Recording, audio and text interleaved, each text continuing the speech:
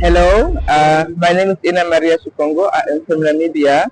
I am currently representing several organizations, United for Climate Justice, Debt for Climate, and the Search, which are all international civil society movements, mostly actually activist movements where we do radical actions to demand for climate justice.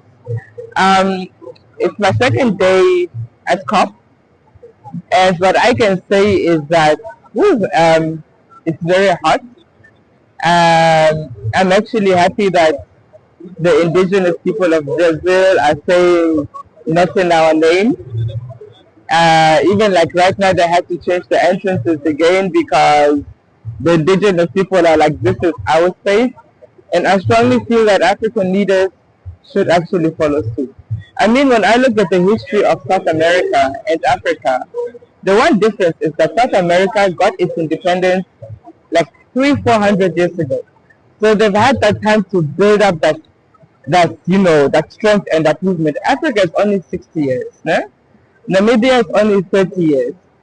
And I feel like maybe that is one of the reasons South Americans are very radical when it comes to demanding for their rights.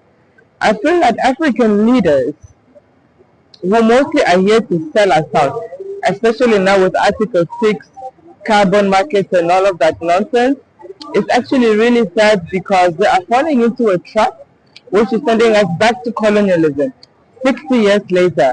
So what they need to do is to put their foot down, demand for reparations, demand for reparations so we can fill the loss and damage fund because nobody wants to fill it. There's a lot of money for the continuous extraction of fossil fuels. Africa only contributed, 4%, to the climate crisis in terms of carbon emissions, and yet we are paying the highest price. So our leaders should not fall into the trap of carbon markets. We need to protect our heritage. We need to protect our people.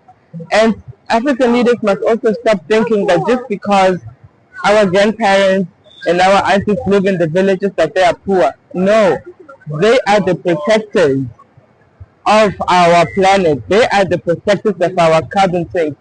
Just like you can see here, the indigenous voices of Brazil, of the Amazon, are standing up for themselves, and that is exactly the same energy that we need in those negotiation rooms. Okay, demand for reparations, demand for the loss and damage fund to be filled, trillions, not billions.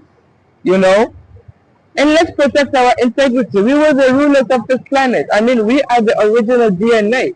Since when did we reduce ourselves to that? And our leaders, they must stop shaming our people.